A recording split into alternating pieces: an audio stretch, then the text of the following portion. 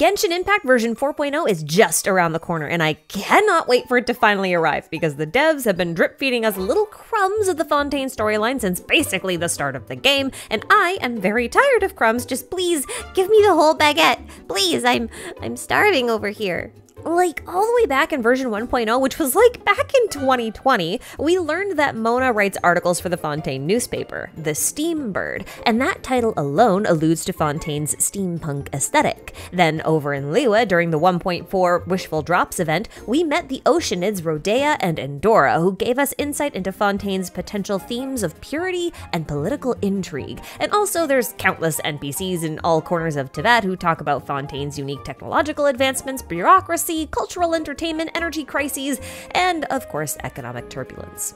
Now, I've already done a video covering most of these topics, plus some small related theories. But after mulling things over for a bit, I realized that there was still so much left to discover, because hidden between the lines is a much more detailed picture of what we can expect in Fontaine. So if you're ready to take a deep dive into the historical and inspirational waters of Fontaine with me, then take a deep breath and we're gonna jump right in 3, 2, 1. Okay, so essentially every NPC we've met so far from Fontaine has had some kind of advanced machinery or device associated with them, whether it's the ever-motion mechanical paintings, the robo-toy-making machine, the Mikage furnace in Inazuma, or the film camera, which was introduced all the way back in Liyue during version 1.2. Now, basically all of these machines have that clockwork craftsmanship, which matches the steampunk aesthetic of the latest Fontaine teaser we saw. Now in Genshin, the clockwork-style mechanisms were invented by a guy named Alain Guillotine, who founded the Fontaine Research Institute some 500 years ago. Now this was around the same time the former Hydro Archon died, but slightly afterwards, and that suggests that most, if not all, of Fontaine's technological advancements probably came after the arrival of the new Archon, Focalors. Now, a period of technological and economic development is often referred to as an industrial revolution, and France experienced one that lasted from the mid-1700s into the early 1900s. And this is the time period I think we're looking at for the last 500 years or so of Fontaine's history. During this time period, life for the average person changed drastically, more than any other point in human history.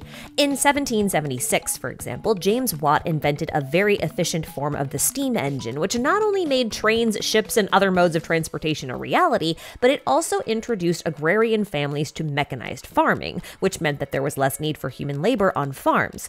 Now, this sparked a massive migration of people from the countrysides into cities, which was serendipitous because the steam engine also made energy-hungry and expensive facilities like large-scale factories possible.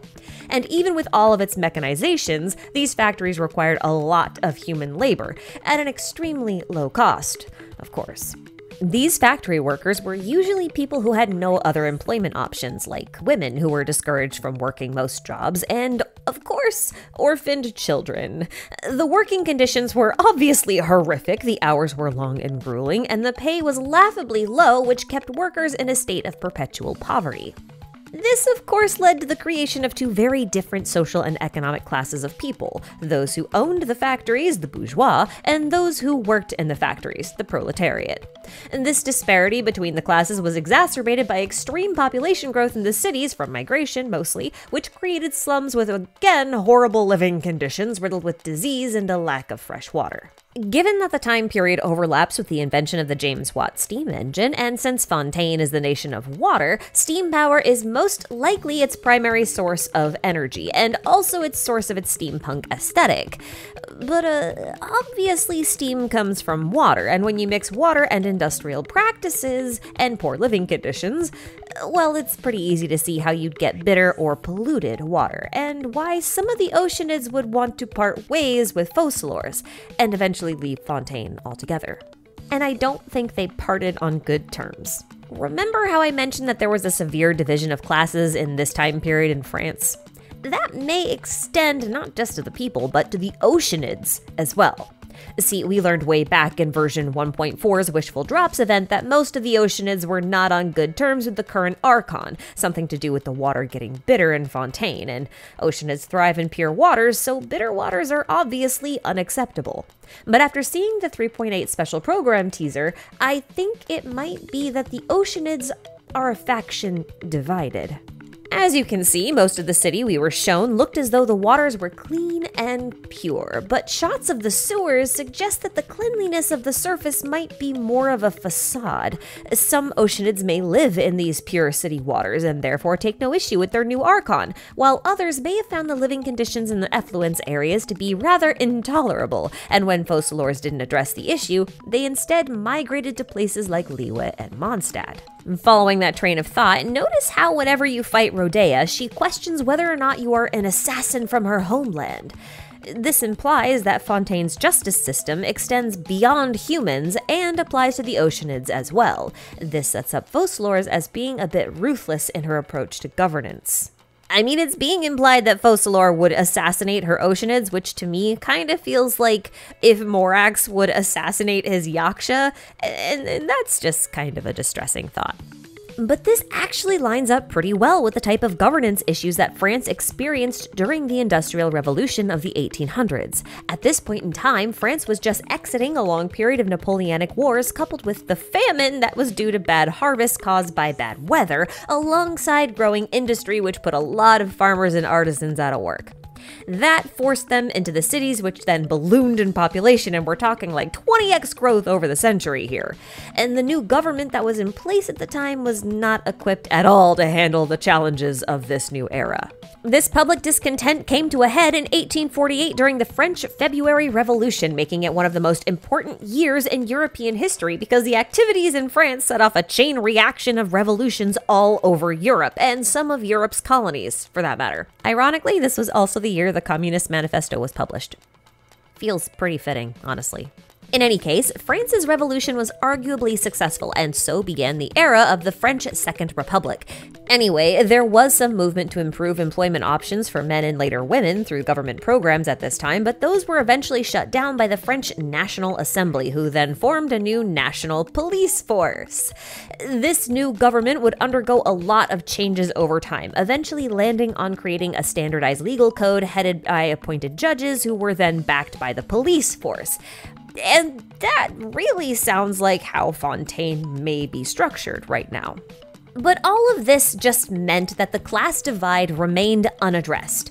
As France entered a new period known as the Belle Epoque, basically the golden age of French culture, art, and science, those in the underclass were numerous, the slums were still terrible places, and crime rates were still exceptionally high within them. Now, based on dialogue from NPCs like Julien, Anatole, and Javier, this sounds like something that could easily be happening in Fontaine right now as well. Julien, for example, talks about how, despite his appearance, his living quarters are extremely humble. The rest bemoan their endlessly fluctuating legal system, as well as the severe difficulty in obtaining and their reliance upon government financing. At least, I'm assuming that the Fontaine Research Institute is a government organization. I will be very surprised if it's not. Now, all of this said, I kind of want to talk about Linny and Lynette. Now, when they were initially teased in Travail, I thought they were circus performers, and then later on, when I looked closer at the background, I realized that they were atop a really tall building, making the spotlight more of a searchlight instead. So then I thought they might be some kind of phantom thieves. Now we know for sure that they're magicians, but a pair that seems to work for Arlecchino, a topic that we will explore at length in its own video, but I do wonder if there's a little more historical context to be had here. Well, yeah, of course there is. Late 1800s France had this new type of tavern erupt with popularity. It was called the cabaret, and what set it apart from normal taverns was the inclusion of live entertainment hosted by a master of ceremonies who'd provide satirical commentary on the political and social vices of the upper class. Many of them became hubs for underground political movements, which is really fitting because a lot of them were in basements, so they were literally underground. The first modern cabaret was Le Chat Noir, which opened in 1881, and it set the stage for all of the cabarets that would open afterwards. Now, with this in mind, take another look at the twins' outfits. They have the right length, the right flare, the right bows in the right places to suit the cabaret style far more than the fashion of France in the 19th century. I think a lot of you can see where I'm going with this now, but let me spell it out anyway. With all the in-game evidence supported by historical context, I believe that Fontaine is a nation nearing the end of its industrial revolution, suffering incredible growing pains in the form of slums that are filled with disease, poverty, and crime, which then created a huge divide in the social classes. This essentially creates a nation with two sides to it, a light side and a dark side, or if you prefer, an overworld and an underworld. Personally, I believe that the underworld is the current home to Lynie and Lynette, and it's very possible that their base of operations is a cabaret. Perhaps one cleverly named after the very first French cabaret, Le Chat Noir, since, Lynette has cat ears and Le Chat Noir translates into black cat. In fact, anyone participating in the performing arts may be affiliated with this faction. Navia, the blondie from the teaser, for example, seems to be kind of an idol with how Charlotte is trying to capture her from a dramatic angle, and she also has a very cabaret-inspired outfit. So who knows? But of course, all of this implies that we will be getting mixed up in some kind of government overhaul. But that's also pretty standard for the Traveler at this point, because they've basically done that for every nation thus far. And in every nation thus far, the Fatui were generally involved. So Arlecchino being here as also a potential reference to the Franco-Russian alliance of the late 1800s is pretty fitting. Again, we'll talk more about the Fatui movements and motivations in another video. Now, okay, I know we touched a little bit on Fontaine's technology, but it deserves a second closer look because I suspect it will become another plot point, perhaps an even more important one. Despite the steampunk aesthetic, there is reason to believe that Fontaine has moved on from steam recently to something else. See, Anatole tells us that Fontaine is experiencing a unique energy crisis that involves the water lines. Now, in my speculations video, I suggested that the water lines might refer to a system of water pipes, but water line can also refer to water levels. In Renee's investigation notes, there's talk of multiple floods within Fontaine, which caused a lot of problems. Floods obviously mean fluctuating water levels, and it's easy to see how that could totally screw up a delicate steam engine system. Furthermore, steam engines required a lot of heat in order to get the steam, and that meant they required a lot of fuel, like coal, in order to run. This also contributed to pollution and terrible working conditions within coal mines, which often use child labor as well. Funnily enough, there are actually mining tunnels beneath Paris, although they weren't used for coal mining, but limestone and gypsum. The most famous stretch of these mines was used as like some kind of graveyard in the late 1700s, and you probably know about these as like the catacombs of Paris. But here's the thing. If you're trying to mine coal in areas that keep flooding, that's going to make it really difficult to keep the steam engines running. So this whole energy and waterline crisis might actually be about that instead of pipes. And the Research Institute may be trying to find a new power source for their steam engine. Okay, so during the Vibrocrystal event in version 3.5, we got to meet Anatole, who was the one to tell us about all of this. And funnily enough, he's probably a reference to Anatoly Dyatlov, a deputy chief engineer of the Chernobyl nuclear power plant. He was imprisoned after being blamed for not following safety protocols in the events that led up to the Chernobyl disaster in 1986. This suggests that Fontaine might be going from coal to nuclear, which is funny because both of them can be steam-powered.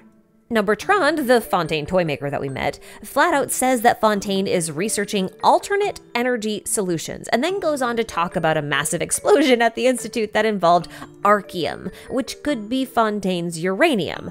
More on this in a little bit. Now, I say uranium because the guy in charge of these experiments is named Edwin Eastinghouse, and he is a reference to Westinghouse Electric Corporation, which was founded in Pennsylvania in 1886. Westinghouse quite famously experienced a partial core meltdown in 1960 with their TR2 pressurized water nuclear reactor. And I think that lines up with the Institute's explosion. The only awkward thing about all of this is that Renee's investigation notes explicitly mention speaking with Alain, who is most likely Alain Guillotine, the inventor of the kinetic cores and clockwork mechanisms that are likely at the heart and soul of Fontaine's technology. And this is on top of him founding the Fontaine Research Institute itself. But remember, Guillotine did all of this 500 years ago, which means that Renee's notes are from 500 years ago. Post-Cataclysm, though. We know this because they met with the Order of Skeptics, and they wouldn't have been around until after the Cataclysm happened. It's really important to realize that Renee's investigation notes were found inside of one of Conria's power plants. Supposedly, they were researching Conria's power source that we know of as azosite. And azosite is basically just pure elemental energy condensed into a crystalline form, which seems pretty convenient if you're looking for some sort of new power source to solve your energy crisis, right? Now, Renee compares the azosite to another type of energy source that's censored out, but they claim that azosite itself has no will because it's just elemental energy in its purest form. They continue then to talk about a process of refinement through which a will could be extracted, and then they go on to say that they believe that they can use this power to prevent another disaster like the 2 floods they mentioned earlier in the notes. And these are the floods that I was referring to when we were talking about the waterline crisis. Basically, what this means is that it's very possible Fontaine is leveraging some of Conria's technology and altering it in ways that are problematic. You see, Conria was likely of interest to Fontaine's researchers because their goal as a nation was to be able to build a perpetual machine, and in order to do that, they had to find ways of diverging from the rules of Tevat because otherwise, how would you have a perpetual energy source? It would go against the rules of nature, right? Now, elemental energy that has been condensed into azosite cores was stable and efficient, but it was still subject to Tevat's laws. But if you go and read some of the lost notes that are found around Samudra Coast, you'll realize that abyssal energy, quote, can distort and pollute the elements, and thus it can be said to hold a higher order position in terms of rules when compared to elemental energy. In other words, they are not totally subject to Tevat's laws. These notes then go on to suggest that one could use the azosite smelting process on the Caverna, which is divine energy that was left behind by the goddess of flowers, and then mix that with the abyss energy to produce some kind of reaction, and that this process here could finally produce the perpetual energy source envisioned by the Conrians. A perpetual energy source that poses a serious risk of pollution certainly sounds like exactly what Fontaine is after. Which means that the unknown energy type that was censored in Renee's investigation notes might actually be abyssal energy. And just to drive things home a little bit, the name archeum in Chinese refers to the Greek philosophical principle arche, and arche is known as the origin material, likened to the chaos matter from which all things formed the beginning of time in Greek mythos. In Orphic mythology, this is the same stuff that the cosmic egg was made out of, and I don't think I need to remind you guys of Before Sun and Moon's references to Orphic mythology, but there you go. Now, most likely this arche could be likened to the abyss, and the abyss is a material opposite of elemental energy, and azosite was a crystal core that was made by condensing elemental energy, so by that logic, archeum is possibly the abyssal version of azosite, which has its own mess of implications that I don't think I need to spell out for you. I know that on the surface, Fontaine might feel a little detached from the rest of Tevat, but when you look just a little bit closer, you'll realize that that is not the case at all. Just like real countries, these nations directly interact with each other, sometimes in obvious ways through NPCs traveling outside of their homelands, and sometimes in not so obvious ways, like how Enkanomiya in Inazuma has the same ancient architecture as Liyue's Chasm. Fontaine is going to be no different in this respect. I have no doubts of that. But in terms of story, we have to remember that Hoyo has planned out the entire plot of the game from start to finish a long, long time ago, and every nation up until this point has built upon the foundations, lessons, and mysteries of all of the nations that have come beforehand. Sumeru gave us a lot of answers, but it also left us with a lot of really important questions, and it will be Fontaine's turn very soon to take those questions and expand upon them. There are so many possibilities here, and I cannot wait to jump right into them. But I think that just about does it for this historical context video.